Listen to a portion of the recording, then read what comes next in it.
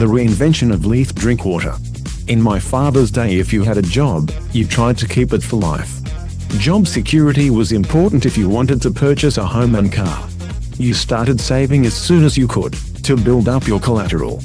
My first job was part-time while I was still at high school. It was on Saturday morning at the local supermarket. I was a mule, carrying people's shopping out to their car. I could not believe I got paid for doing this easy work. The money bought me skateboards, surfboards and clothes. I thought, for a kid, I was rich.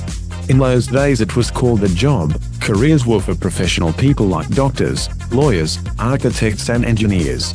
Dad wanted me to be a lawyer, but I didn't want to be at school any longer, so at 17, I took up a cadetship with McPherson's, an ancient but respectable engineering supply company.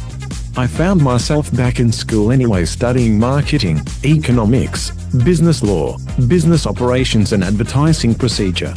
As long as I passed my exams, the company paid for my education.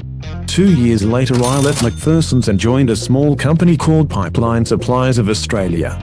For the next 11 years I climbed up the corporate ladder. These were good years for me. I had a company car, fuel paid for, expense accounts, plenty of money, good health. I owned a cute little villa, a speedboat. I took holidays in the snow and got married. But I wasn't happy. The thought of doing this for the rest of my life did not excite me at all. One Friday night in Mount Gambier, instead of returning to Adelaide, I went snow skiing. On my return my boss and I had words and I left. This was the end of my life in the petrochemical industry. I was free to do whatever I wanted. For the next few years I made money in all sorts of ways, but one was male modeling. What a trip that was.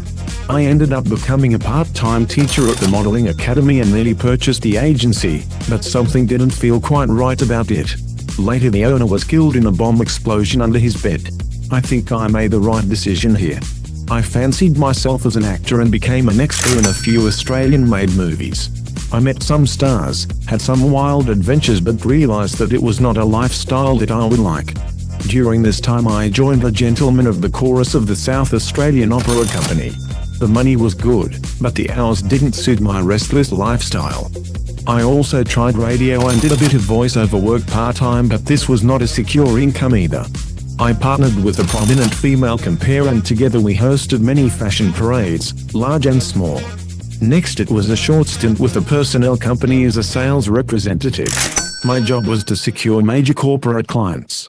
I loved working with industry chiefs and movers and shakers, but I could not work with a female boss. She was charming to meet but not so nice once you got to know her. In fact, she fired me, and this was a big blow to my ego. It wasn't that she was female, it was that she was a callous person that was only interested in her own opinion. So I picked myself up, dusted myself off and created a small fashion agency. It soon became too difficult to run from home, so I moved to some offices in the city and employed a sales representative. All this time I had a hobby that turned into a lucrative side business. This was in the days before everyone had a mobile phone camera. A few mates and I would videotape weddings. They were good times for us all. We were out every weekend recording, meeting people, making friends and making a few $100s pocket money. I set up a small studio at home and registered it as a business. It was good while it lasted. I took on more lines, including Australian souvenirs and artwork. I expanded the business by taking on a perfume range, which meant employing 3 more representatives. The business was growing and diversifying and kept me too busy to accept male modeling work except for the odd television commercial. Besides, I felt I was getting too old and wrinkly for the type of work. I think the industry agreed that my 2.5 years of fame should come to an end. I met the ladies of another modeling agency up the hallway from my office and soon was a part-time teacher for them of social graces and etiquette for the up-and-coming models. I didn't do this for the money, because the pay was pitiful, but it was great fun, especially the graduation dinners at the end of each course. I was always interested in computer and designed a database program for my agency. It worked well but required a lot of work for only a minimal return. I was faced with an opportunity to again purchase a fashion agency. One of the leading agents had died and his estate needed to clear the books. The deal seemed just too good to be true. It was. I dodged a bullet right at the last minute before signing my life away. I realized that my instincts for reading people were pretty good when it came to telling the truth. The fashion industry was fun but not satisfying for me, and so I looked to something a little more solid. I chose real estate. I went back to college to study land law. It wasn't that much different from business and contract law, so it was easy for me. I graduated fairly well and took up a manager's position in a seaside suburb. These were hard years for me. Yes, I did negotiate some large sales, but they were few and far between. Money became tight, and as hard as I tried, I just couldn't recover those heady days when money flowed in faster than I could spend it. After a series of deals collapsing all in a row, I was ready to quit. I learned that real estate agents work when people play. Most of my time was spent being out at night and working on the weekends. People were not happy. Some houses sold when someone died or got divorced. I got more than my share of these deals, and dealing with unhappy people was not what I thought I would be doing. Then dear old dad got sick, so I came to Queensland to be with him and mum. I stayed. During dad's illness, I took a contract with the local Shire Council, filling in for various key workers who were going on long service leave. It was varied and interesting work, but nothing more than a glorified clerk's job.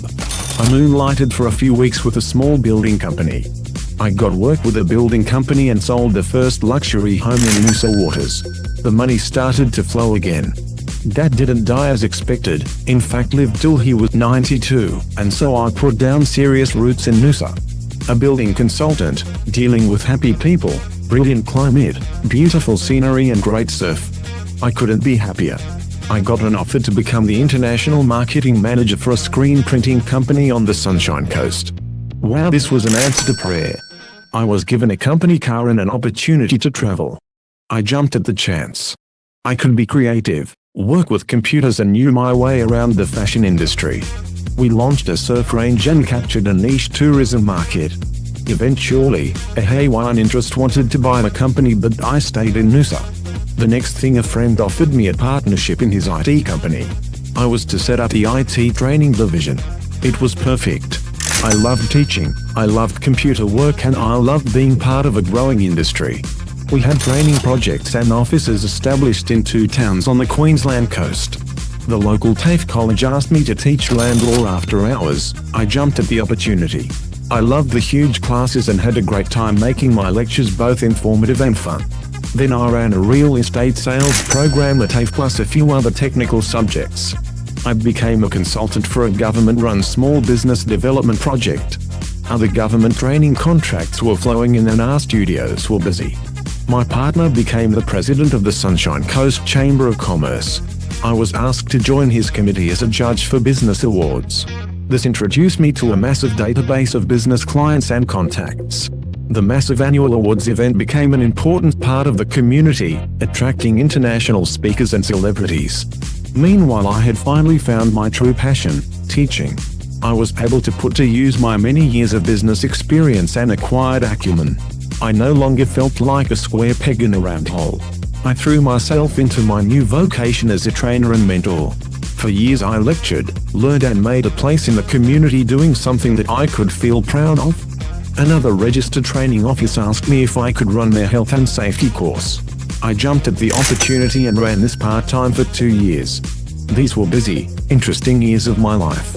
I made many mistakes, but I made many good decisions too. Today I am semi-retired.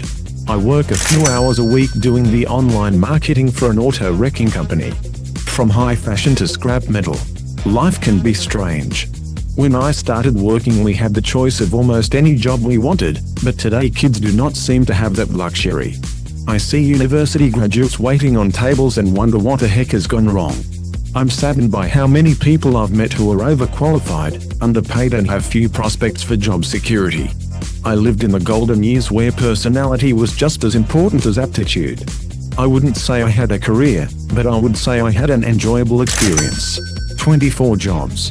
If my dad had told me when I was younger that I was going to reinvent myself numerous times, I would not have believed him, but there it is.